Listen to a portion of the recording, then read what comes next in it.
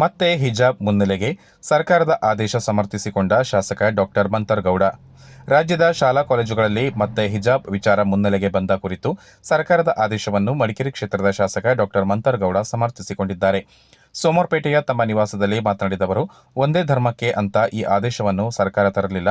ಎಲ್ಲ ಧರ್ಮದವರು ಅವರ ಧಾರ್ಮಿಕ ಉಡುಪನ್ನು ಸ್ವತಂತ್ರವಾಗಿ ಧರಿಸಬಹುದು. ಈ ಆದೇಶದಲ್ಲಿ ನಮ್ಮ ಸರ್ಕಾರ ಸಮಾನತೆಯನ್ನು ಕಾಪಾಡಿಕೊಂಡಿದೆ ಎಂದು ಹೇಳಿದರು. ಯಾರು ಕೂಡ ಯಾವುದೇ ಧರ್ಮದ ಆಚರಣೆಗೆ ಧಕ್ಕೆ ತರಬಾರದು. ನಾಮ ಶಲ್ಯ ಹಾಕಿಕೊಂಡು ನಾನು ಹೋಗ್ತೀನಿ ಬೇಡ ಎಂದು ಹೇಳಲಾಗದು. ಎಲ್ಲರೂ ಅದೇ ರೀತಿ ನಡೆದುಕೊಂಡು ಹೋಗಬೇಕು ಎಂದರು. ಒಂದು ರೀತಿಯಲ್ಲಿ ಶಾಲಾ ಕಾಲೇಜಿನಲ್ಲಿ ಧರ್ಮವನ್ನು ತರಬಾರದು. ಸಮಾನತೆಯನ್ನ ಕಾಪಾಡಲು ನಮ್ಮ ಸರ್ಕಾರ ಆದೇಶ ಮಾಡಿದೆ. ಸರ್ಕಾರದ ಆದೇಶವನ್ನು ನಾವು ಪಾಲನೆ ಮಾಡುತ್ತೀವಿ ಎಂದು ಅವರು ವಿಪಕ್ಷಗಳಿಗೆ ಟೀಕೆ ಮಾಡೋದೇ ಒಂದು ಕೆಲಸ. ನೀಟ್ ಪರೀಕ್ಷೆಯಲ್ಲಿ ಸಾಕಷ್ಟು ಹಗರಣ ನಡೆದಿದೆ. ಪರೀಕ್ಷೆ ಬರೆದಿರುವ ಹಲವು ವಿದ್ಯಾರ್ಥಿಗಳು ಆತ್ಮಹತ್ಯೆಗೆ ಪ್ರಯತ್ನಿಸಿದ್ದಾರೆ. ಆ ಬಗ್ಗೆ ಯಾರೂ ಮಾತನಾಡ್ತಾ ಇಲ್ಲ. ಟೀಕೆ ಮಾಡೋ ಬದಲು ಸಮಸ್ಯೆಗಳ ಬಗ್ಗೆ ಗಮನ ಕೊಡಿ. ಕೇಸರಿ ಶಲ್ಯ ಹಾಕೊಂಡು ಹೋಗಲಿ. ನಾವು ಸರ್ಕಾರ ಆದೇಶ ಏನಿದೆ ಅದನ್ನು ಪಾಲಿಸ್ತೇವೆ ಎಂದು ಶಾಸಕ ಡಾಕ್ಟರ್ ಮಂತರ್ಗೌಡ ಹೇಳಿದರು. ನಾನು ಇವತ್ತು ನೋಡಿದೆ, ಬರೀ ಒಂದೇ ಇದಂತ ಮಾಡಿಲ್ಲ, ಎಲ್ಲದರಲ್ಲೂ ಯಾವ ಧರ್ಮದವರು ಎಲ್ಲರನ್ನೂ ಹಾಕ್ಕೊಂಡು ಎಲ್ಲರೂ ಹೋಗ್ಬೋದು ಅಂತ ಹೇಳೋರೆ. ಆ ವಿಚಾರದಲ್ಲಿ ಸಮಾನತೆನ ನಮ್ಮ ಸರ್ಕಾರ ಕಾಪಾಡ್ತಾ ಇದೆ. ಅದೇ ರೀತಿಯಲ್ಲಿ ನಡ್ಕೊಂಡು ಹೋಗಬೇಕು ಅಂತ ನಮ್ಮ ಆಸೆ. ಯಾವುದು ಧರ್ಮದ ಮೇಲೆ ಧಕ್ಕೆ ತರಂಗಿಲ್ಲ. ನಾನು ಒಂದು ದಿವಸ ನಾಮ ಹಾಕ್ಕೊಂಡು ಹೋಗ್ತೀನಿ, ನಾನು ಒಂದು ದೇವ್ರ ಚೇನ್ ಹಾಕ್ಕೊಂಡು ಹೋಗ್ಬೋದು. ಈಗ ಅದಕ್ಕೆ ಯಾರು ಬೇಡ ಅನ್ನೋಕ್ಕಾಗಲ್ಲ. ಕೆಲವು ಟೈಮಲ್ಲಿ ಇದು ಹಾಕ್ಬಾರ್ದು. ಆಮೇಲೆ ಶಲ್ಯ ಹಾಕ್ತೀವಿ. ಈಗ ನಾನು ಕೇಸರಿ ಶಲ್ಯ ಹಾಕ್ತೀನಿ.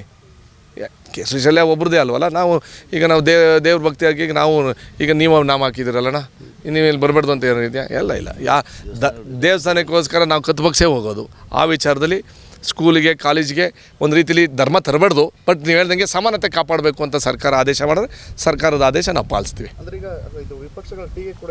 ಅಯ್ಯೋ ಅಣ್ಣ, ಅದಕ್ಕೆ ಕೆಲಸನೇನೆ ಅವ್ರಿಗೆ ಟೀಕೆ ಮಾಡೋದೇ ಕೆಲಸ. ಅದಕ್ಕಿಂತ ಮುಂಚೆ ನೀಟಲ್ಲಿ ಹಗರಣ ಆಯ್ತಿರೋದು, ಅದನ್ನ ಯಾರಾದರೂ ಮಾತಾಡ್ತಾ ಇಲ್ವಲ್ಲ. 4 ರಾಜ್ಯದಲ್ಲಿ ನೀಟಲ್ಲಿ 26 ಲಕ್ಷ ಸ್ಟೂಡೆಂಟ್ಸಿಗೆ ಅನ್ಯಾಯ ಆಗೈತೆ, ಅದು ಯಾರೂ ಮಾತಾಡ್ತಾ ಇಲ್ವಲ್ಲ. ಅದಕ್ಕೋಸ್ಕರ ಟೀಕೆ ಮಾಡೋದಕ್ಕಿಂತ ಈ ಥರ ಈ ಲೀಕಿಂಗ್ ಆಫ್ ಇದು ಬೆಲೆ ಏರಿಕೆ, ಮೋದಿಯವರು ದೊಡ್ಡ ಮಟ್ಟದಲ್ಲಿ ಒಂದು ಭಾಷಣ ಮಾಡಿದ್ರು ಮೊನ್ನೆ. ಯಾಕೆ ಆ ಥರ ಮಾತಾಡ್ತಾವ್ರೆ? ಈಗ ನಾವು ಗೋಲ್ಡ್ ಖರೀದಿ ಮಾಡಬೇಡಿ, ಇದು ಮಾಡಬೇಡಿ, ಅದು ಮಾಡಬೇಡಿ, ಆ ಥರದ ಟೀಕೆನೂ ಮಾಡ್ಕೊಂಡು ಬರ್ತಾವ್ರೆ. ಅದಕ್ಕೋಸ್ಕರ ನಾವು ಹೇಳ್ತಾ ಇರೋದು, ದಾರಿ ತಪ್ಪಂಥ ಕೆಲಸ ಮಾಡಬಾರ್ದು. What is the issues, pertinent issues ಇವತ್ತಿಗೆ ಅದನ್ನ ಚರ್ಚೆ ಮಾಡೋಣ. ಆ 26 ಲಕ್ಷದ ಮಕ್ಕಳು ಎಲ್ಲೋ ಹೋಯ್ತಾರೆ?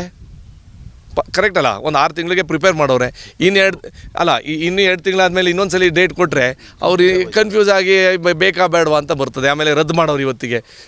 ಆಮೇಲೆ ಅದು ಯಾರು ಜವಾಬ್ದಾರಿ ತಗೋತಾರೆ? ಅದು ಮತ್ತು ಅವೆಲ್ಲ ಆದಾಗ ಅದೇ ಈಗ ಯಾರು ಹೊಣೆ? ಧರ್ಮೇಂದ್ರ ಅವರು ಜವಾಬ್ದಾರಿ ತಗೋತಾರ, ಪ್ರಧಾನ ಅವ್ರು ಜವಾಬ್ದಾರಿ ತಗೋತಾರ. ಆಮೇಲೆ ಯಾರು ಅವ್ರು ಮಾತಾಡೋಕ್ಕೂ ಬಂದಿಲ್ಲ. ಅಂದರೆ ಈಗ ನಾವು ಜವಾಬ್ದಾರಿ ತೊಗೋತೀವಿ ಅಂತ ಹೇಳಿಲ್ಲ. ಆ ಥರ ಮಕ್ಕಳನ್ನ ಬೇರೆ ರೀತಿಯಲ್ಲಿ ದಾರಿ ತಪ್ಪಿಸ್ಬಾರ್ದು. ಅವ್ರೇನು ಎಲ್ಲರೂ ಒಂದು ಮಾಡೋಕ್ಕಂತೂ ಕೆಲಸ ನಮ್ಮ ಸರ್ಕಾರ ಮಾಡ್ತದೆ ನಿರಂತರವಾಗಿ. ಅದೇ ರೀತಿಯಲ್ಲಿ ನಾವು ಕೆಲಸ ಮಾಡ್ಕೊಂಡು ಹೋಗ್ತೀವಿ. ಹಾಕ್ಕೊಂಡು ಹೋಗಲಿ, ಏನಾಯಿತು? ಬೇಡ ಅಂತ ಯಾರು ಹೇಳೋದು? ಹಾಕ್ಕೊಂಡು ಹೋಗಲಿ, ಮಾಡಲಿ. ಕರೆಕ್ಟ್ ಅಲ್ವಾ? ಏನಾಯಿತು? ಸರ್ಕಾರ ಆದೇಶ ಏನೈತೆ ಮಾಡ್ಕೊಂಡು ಹೋಗಲಿ. ಅವ್ರು ಹೇಳೋರಲ್ಲ, ಈಗ ಬೇರೆ ಜನಾಂಗದವರು ಅವ್ರದ್ದು ಇದು ಹಾಕ್ಕೊಂಡು ಹೋಗ್ತಾರೆ, ಹಾಕ್ಕೊಂಡು ಹೋಗಲಿ, ಏನು ಸಮಸ್ಯೆ ಏನಿಲ್ಲ. ಒಳ್ಳೆದಾದರೆ BJP, ಇದು ಕೆಟ್ಟದಾದ್ರೆ